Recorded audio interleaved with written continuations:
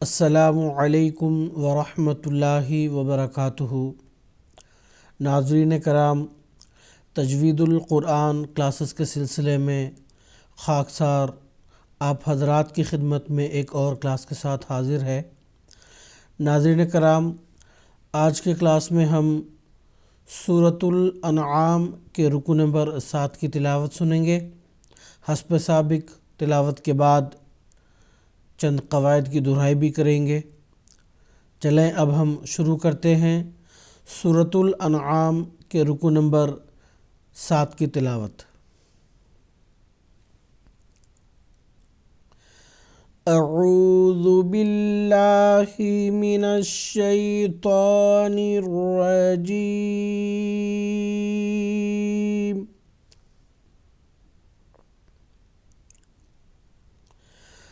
بسم اللہ الرحمن الرحیم۔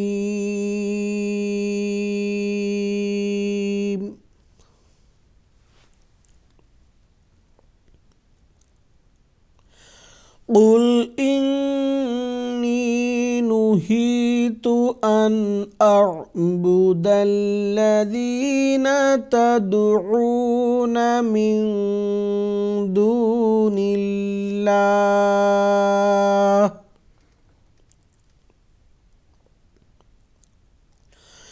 قل لا اتبع اهواءکم قد ضللت اذا وما انا من المهتدین۔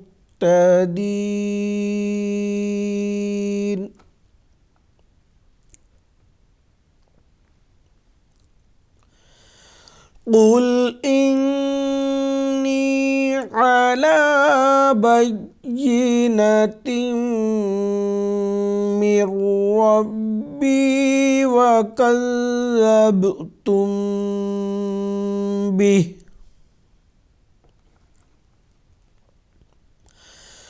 ما عندی ما تستعجلون بہ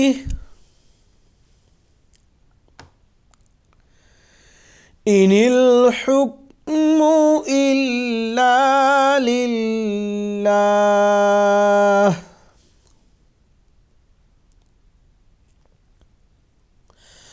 یقص الحق وهو خیر الفاصلین۔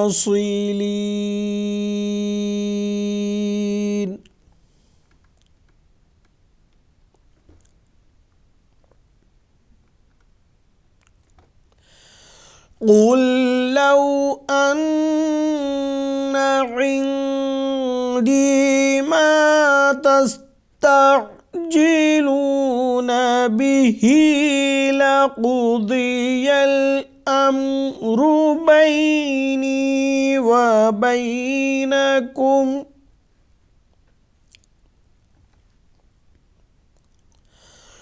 واللہ اعلم بالظالمین۔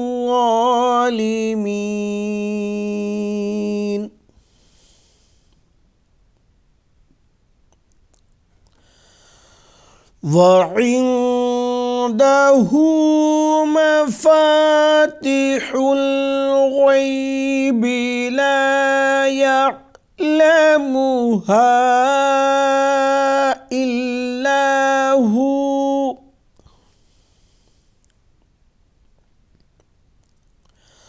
وَيَعْلَمُ مَا فِي الْبَرِّ وَالْبَحْرِ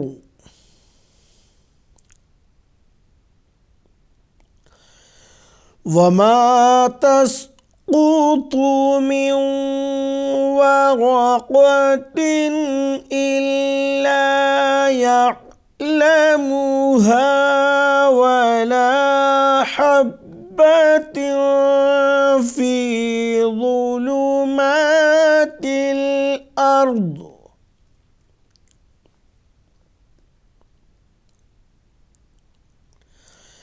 في ظلمات الأرض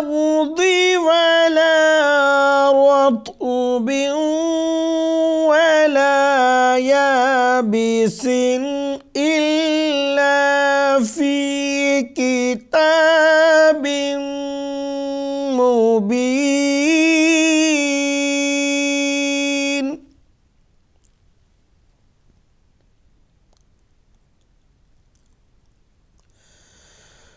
وهو الذي يتوفاكم بالليل ويعلم ما جرحتم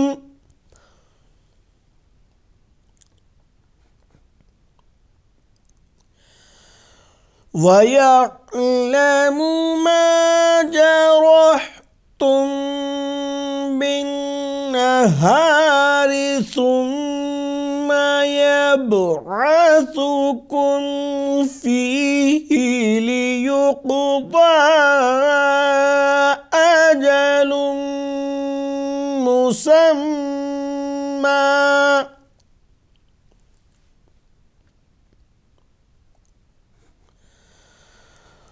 ثم إليه مرجعكم ثم ينبئكم بما كنتم تعملون.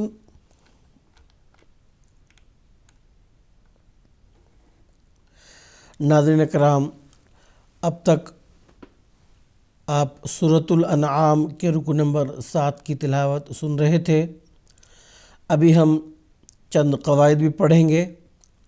سب سے پہلے قل میں قاف حروف پر میں سے ایک حرف ہے، تو اس کو ہم گول پڑھیں گے۔ انی میں نون مشدد کو ایک الف کے برابر غنہ کی آواز کے ساتھ ہم پڑھیں گے۔ نہیتو تا کو جو ہے باریک پڑھیں گے۔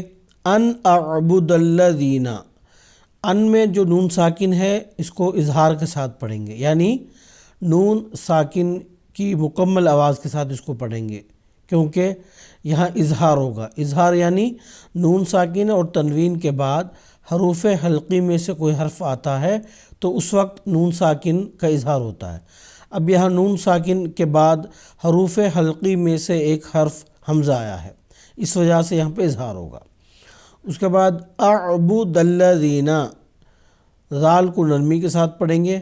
تدعون، دال ساکن ہے یہاں پہ، چونکہ دال حروف قلقلہ میں سے ایک حرف ہے، تو یہاں پہ قلقلہ کے حروف جب کبھی بھی ساکن کی حالت میں ہوتے ہیں، یعنی اس پر جب سکون آ جائے تو قلقلہ کی صفت کے ساتھ اس کو پڑھیں گے، تو اس لیے اس کو ہم پڑھیں گے تدعون۔